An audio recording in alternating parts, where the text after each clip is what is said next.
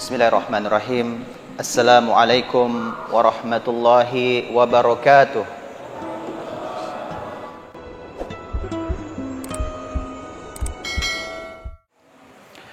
Alhamdulillah wa kafa. Wassalatu wassalamu ala rasulil mujtaba Sayyidina wa habibina wa syafi'ina wa maulana Muhammadin al-Mustafa wa ala alihi wa ashabihi wa dhurriyyatihi wa kulli man ittaba'al huda. Asyhadu an la ilaha illallah wahdahu la syarika lah wa asyhadu anna Muhammadan abduhu wa rasuluhu la nabiyya wa la rasula ba'dah.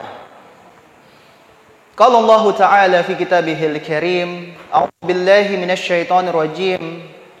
Ya ayyuhalladzina amanu taqullaha haqqa tuqatih wa la tamutunna illa wa antum muslimun.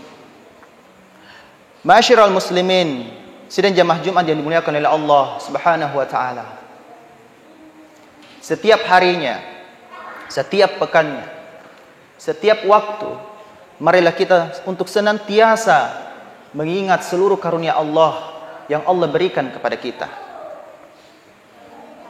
Walau kita mengingat dan mensyukurinya, niscaya kita belum mampu untuk menghitung seluruh karunia yang Allah berikan. Itulah kenapa begitu pantasnya kita untuk selalu bersyukur kepada Allah Subhanahu wa taala. Wa in ta'uddu ni'matallahi la tuhsuha. Allah menantang kita untuk menghitung seluruh karunia Allah dan yang sedang maupun yang akan Allah berikan kepada kita. Begitu banyaknya dan begitu besarnya. Niscaya kita tidak akan mampu menghitungnya, kata Allah Subhanahu wa taala. Lalu nikmat terbesar yang Allah berikan kepada seluruh manusia, kepada kita terlebih khususnya kepada orang-orang beriman, ketika diutusnya Nabi Muhammad SAW. Maka marilah kita selalu mengirim dan berdoa, membacakan salawat dan salam kepada junjungan Nabi kita Muhammad SAW. Ma'asyiral muslimin, sidang jamaah Jumat yang dimuliakan oleh Allah Subhanahu wa taala. Pada Jumat kali ini kita akan membahas tentang mengapa dalam kehidupan kita ada orang yang rajin, ada juga yang suka menunda-nunda sampai akhirnya bermalas-malasan. Baik itu dalam pekerjaan, apalagi dalam ibadah, dalam bisnis, apalagi dalam karir. Banyak juga yang masih muda, orang tuanya dari kalangan, mohon maaf jika kurang mampu, tapi anaknya malah di kemudian hari jadi sukses. Tapi ada juga di sebuah kejadian di mana ada anak muda, orang tuanya memberikan privilege kepada mereka. Sayangnya anaknya ini di kemudian hari menjadi pelaku atas kegiatan atau tindakan yang tidak baik. Ada yang menjadi pemakai sabu, sampai akhirnya sampai jajan wanita dan naudzubillah yang lain sebagainya. Tapi ada juga dalam kondisi yang dimana privilege dimanfaatkan oleh anak muda dan akhirnya juga dimanfaatkan dalam kebaikan, dan Masya Allah. Dan ini juga tidak sedikit yang terjadi di kalangan kita. Nah, apalagi generasi saat ini adalah generasi alfa, bukan sekedar generasi milenial lagi, di mana generasi milenial dilanjutkan oleh generasi alfa, anak-anak kita yang lahir di tahun 2000-an ke atas. Ketika ada sebuah konten yang membuat sebuah quote, kamu lagi ngapain kalau nggak ngapa-ngapain? Ini kegalauan yang luar biasa. Ada apa sebenarnya dengan generasi kita? Dan ini tidak mungkin terjadi pada generasi kita kalau bukan sosok yang memimpinnya. Itulah kenapa hari ini, ma'asyiral muslimin rahimakumullah, kita akan membahas tentang leadership, tentang kepemimpinan. Tema Jumat kita ini tidak akan membahas sangat jauh. Kita hanya kembali kepada memimpin diri sendiri. Dalam sebuah ayat Allah Subhanahu wa taala membahas banyak kepemimpinan atau kita sebut dengan istilah khalifah. Dalam surah Al-An'am misalnya, di ayat 165 Allah Subhanahu wa taala berfirman, "Wa huwalladzi ja'alakum khalaifal ardi wa rafa'na ba'dukum fauqa ba'din darajatil fil akhir ayat. Allah jelas-jelas di sini menyampaikan bahwa dan dialah yang menjadikan kamu sebagai khalifah di muka bumi ini. Dan dia yang mengangkat sebagian kamu di atas yang lainnya. Yang diangkat ini adalah derajat. Untuk apa? Ternyata untuk mengujimu atas karunia yang diberikannya kepadamu. Sesungguhnya inna rabbaka sari'ul iqabah. Sesungguhnya Tuhanmu sangat cepat memberikan hukuman dan sungguh wa innahu laghafurur rahim. Sungguh Allah Maha Pengampun dan Maha Penyayang. Jadi kata-kata khalifah ini sangat banyak. Belum lagi sebelum diciptakannya manusia di muka bumi ini, sebuah dialog terjadi dalam surah Al-Baqarah ayat 30 di mana malaikat itu bertanya, mengapa engkau hendak menjadikan orang yang merusak dan menumpahkan darah di sana? Saat Allah sudah menyampaikan bahwa ingatlah ketika Allah berfirman, aku hendak menjadikan khalifah di muka bumi ini. Ada apa kira-kira mengapa Allah ciptakan khalifah di muka bumi ini?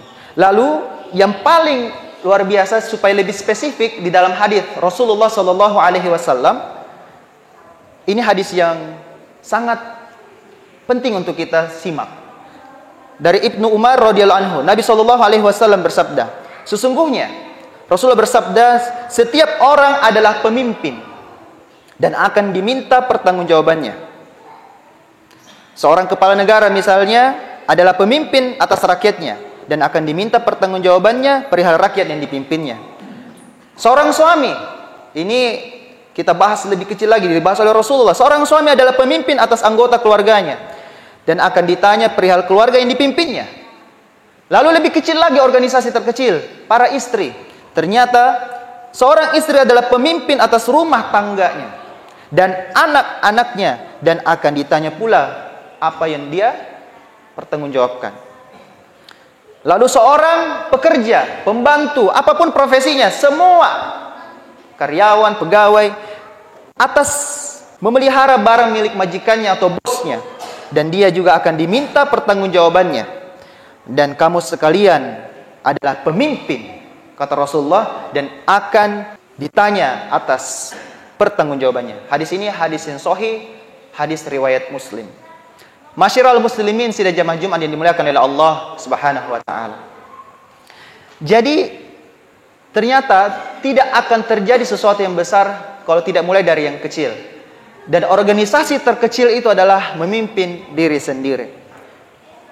Jangan mengira bahwa memimpin itu hanya terkait dengan memimpin organisasi, memimpin banyak orang, memimpin orang-orang di rumah. Ternyata bukan. Di dalam tubuh kita saja kita harus menyadari, kita harus sadari bahwa ternyata di dalam tubuh kita ini ada makhluk hidup yang kita pimpin. Makhluk-makhluk tersebut dialah sel-sel pada tubuh kita. Sel pada tubuh kita ini, siapa yang menentukan akan menjadi baik atau buruk?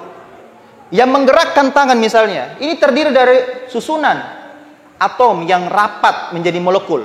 Molekul ini dirapatkan menjadi organ tubuh kita yang menggerakkan tangan, menggerakkan kaki ke tempat yang baik atau ke tempat yang buruk. Siapa yang langkahkan? Melainkan diri kita. Kita yang kontrol. Kita adalah pemimpin atas diri kita sendiri. Jangan berpikir bahwa hanya orang lain yang kita bisa suruh-suruh, hanya orang lain yang kita bisa perintah. Ternyata diri kita adalah pemimpin atas tubuh diri kita ini. Maka Rasulullah Shallallahu Alaihi Wasallam mengingatkan, ada leader dari seluruh organ tubuh kita. Ada pemimpin dari seluruh anggota tubuh kita. Rasulullah SAW bersabda, ingatlah, dalam tubuh manusia ada segumpal darah. Kalau segumpal daging ini, segumpal darah ini baik, maka akan baik seluruh tubuhnya. Tetapi bila rusak segumpal daging ini, maka niscaya rusak pula yang lainnya. Seluruh tubuhnya juga akan rusak. Perbuatannya, anggota tubuhnya dan sebagainya. Dan Rasulullah menyampaikan segumpal daging itu bernama kolbu. Kalau kita bilang jantung. Hadis ini Bukhari dan Muslim yang meriwayatkannya. Jadi kolbu atau hati atau jantung Ini sangat luar biasa perlu kita jaga. Disinilah sebenarnya leader atau sumber pusat dari kontrolnya seluruh tubuh kita ini, pikiran kita ini. Kalau ini baik, insya Allah baik. Maka di dalam Quran itu menjelaskan tentang bagaimana kondisi kolbu. A'agim menjelaskan bahwa ada 3 jenis kolbu, 3 kondisi, 3 sifat kolbu. Mudah-mudahan kita terhindar dari 2. Mudah-mudahan kita cuma mendapatkan hanya 1. Yang pertama ada namanya kolbun salim. Kolbun salim ini adalah hati yang selamat. Lalu ada yang kedua, kolbun marid, hati yang sakit, sering dengki, sering dendam, sering iri hati dan sebagainya. Lalu yang terakhir ada namanya kolbun mayit. Nah ini naudzubillah. Sudah masuk nih semua ceramahnya para ustadz, para kiai, ulama dinasihati keluarganya, tidak mau untung berubah. Ini hatinya sudah mati. Naudzubillah. Mudah-mudahan kita terhindar dari 2 penyakit hati. Kita cuma mendapatkan yang 1, yakni kolbun salim. Amin, amin ya rabbal alamin. Jadi kolbu ini ternyata adalah leadernya. Ini adalah pemimpinnya, masyiral muslimin. Maka ada 3 hal yang perlu kita perhatikan. Ada 3 solusi yang perlu kita perhatikan agar membentuk kolbu ini menjadi kolbun salim. Bagaimana caranya? Apa solusinya? Mari kita simak satu demi satu. Yang pertama, masyiral muslimin, adalah memperhatikan apa yang masuk ke dalam tubuh kita, alias memperhatikan makanan. Sebuah hadis yang panjang dari Abu Hurairah radhiyallahu anhu. Rasulullah sallallahu alaihi wasallam bersabda, "Wahai sekalian manusia, sesungguhnya Allah itu thayyib, Allah itu baik. Allah tidak akan menerima sesuatu melainkan dari yang thayyib, yang baik. Dan sesungguhnya Allah telah memerintahkan kepada orang-orang mukmin, kepada seluruh orang beriman, seperti yang diperintahkannya kepada para rasul." Firman Allah Subhanahu wa taala, "Wahai para rasul, makanlah makanan yang baik-baik, yang halal, dan kerjakanlah amal soleh. Sesungguhnya aku maha mengetahui apa yang kamu kerjakan." Dan Allah juga berfirman, "Wahai orang-orang yang beriman, makanlah rezeki yang baik-baik yang telah kami rezekikan kepadamu." Kemudian Nabi SAW melanjutkan tentang, ada sebuah kisah yang disampaikan oleh Rasulullah. Seorang laki-laki, dia menempuh sebuah perjalanan jauh. Rambutnya akhirnya kusut dan berdebu. Seorang yang melakukan perjalanan jauh. Laki-laki ini mengangkat tangannya ke langit. "Ya Rob, ya Rob, wahai Tuhanku, wahai Tuhanku." Rasulullah menyampaikan, padahal makanannya dari barang yang haram, minumannya dari sesuatu yang haram, pakaiannya pun dari yang haram, dan diberi seluruh tubuhnya itu dari yang haram. Maka bagaimana Allah akan memperkenankan, mengabulkan doa-doanya? Ini sebuah sentilan dan teguran yang sangat amat luar biasa dari Rasulullah SAW kepada kita yang tidak memperhatikan halal haramnya makanan. Saking pentingnya makanan ini, masyiral muslimin, saking pentingnya ayat terakhir yang Allah turunkan kepada Rasulullah SAW di antara seluruh ayat di 30 juz, ternyata satu ayat ini berkaitan tentang makanan. Mungkin kita biasa mendengar ayat ini cuma pada potongan di tengah-tengah ayat. "Al-yauma akmaltu lakum dinakum wa atmamtu alaikum ni'mati wa raditu lakumul Islam madinah." Pada hari ini telah sempurnakan untukmu agamamu.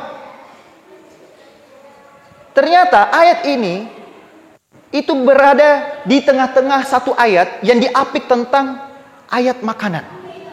Saking luar biasanya kenapa ayat yang Allah turunkan tentang makanan. Pentingnya kita memperhatikan halal haramnya sebuah makanan yang masuk ke dalam tubuh kita. Karena itulah yang membentuk organ tubuh kita ini yang menjadi darah daging.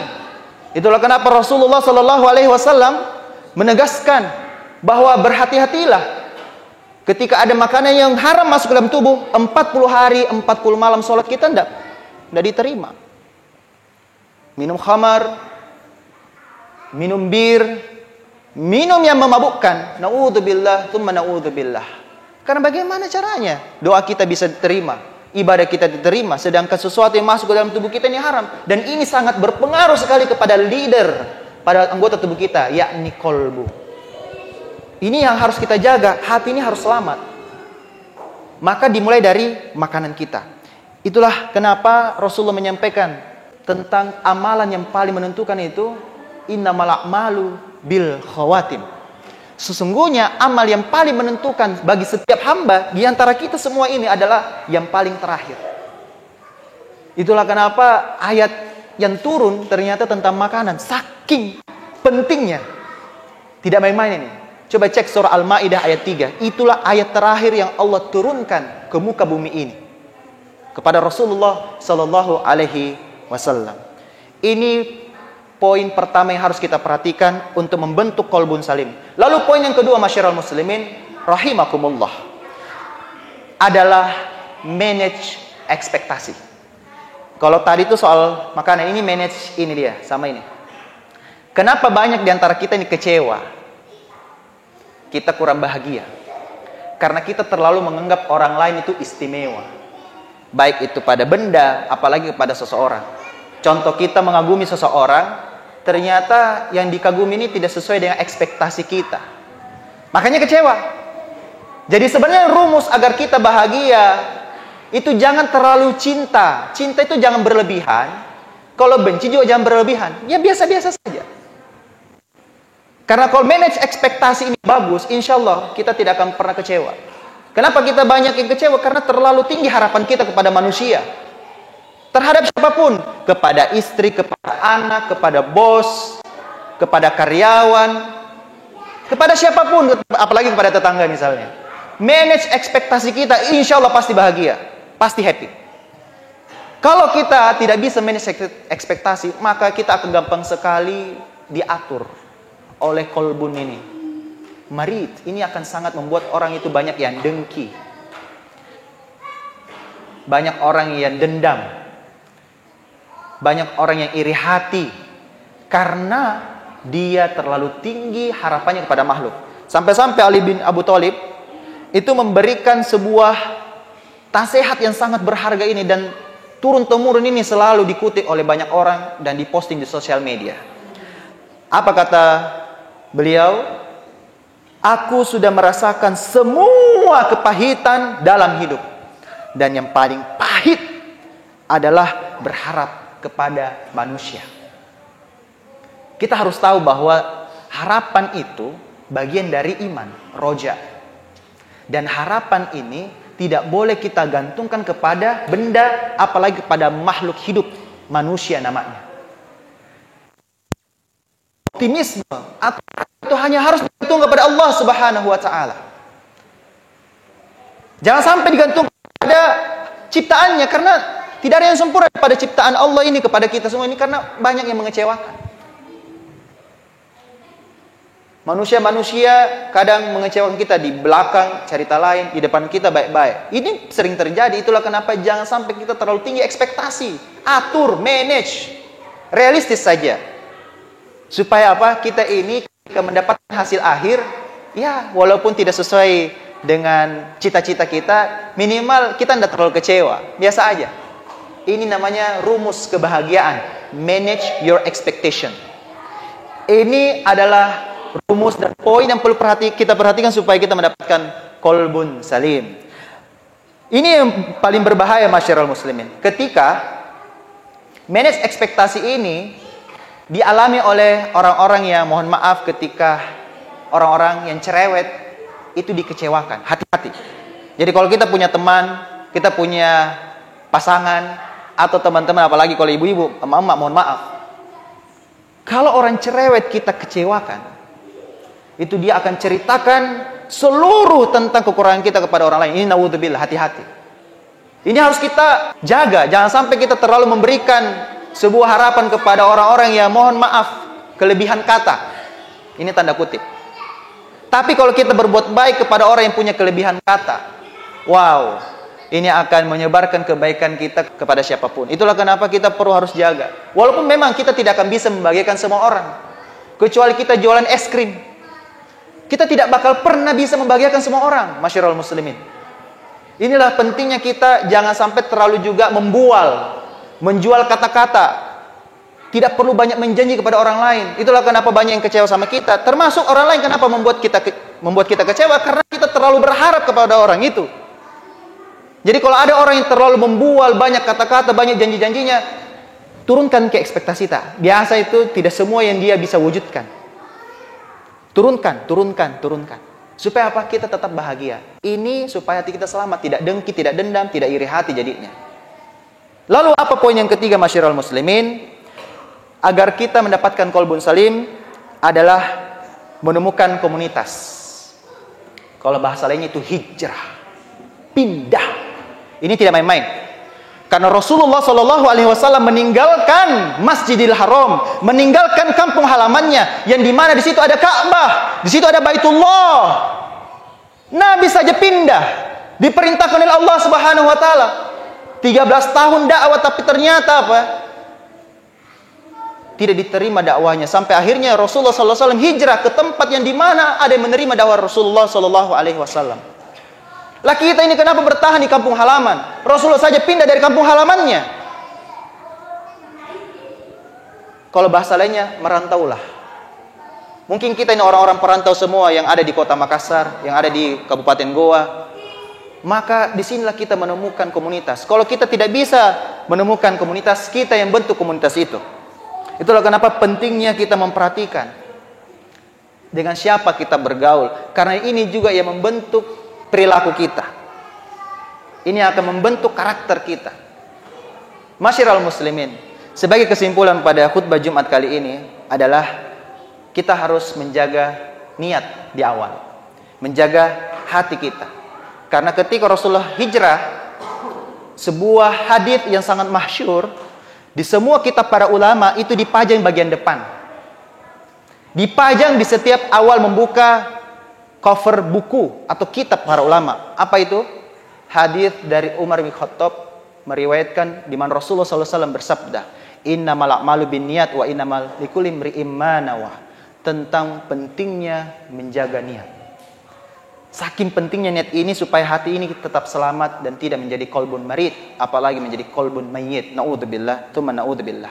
Sebagai kesimpulan, masyiral muslimin, jaga pikiran dan perasaan kita. Karena itu yang akan menjaga ucapan kita. Jaga ucapan kita, karena itu juga yang akan menjaga perbuatan kita. Jaga perbuatan kita, karena itulah yang membentuk tindakan kita. Itu yang akan membentuk nasib kita. Dan jagalah nasib kita, karena itulah yang menentukan baik buruknya kehidupan kita. Barakallahu lakum fil Qur'anil Karim. Wa nafa'ni wa iyyakum fihi minal ayati wa dzikril hakim wa taqabbal minna wa minkum tilawatahu innahu wal ghafurur rahim.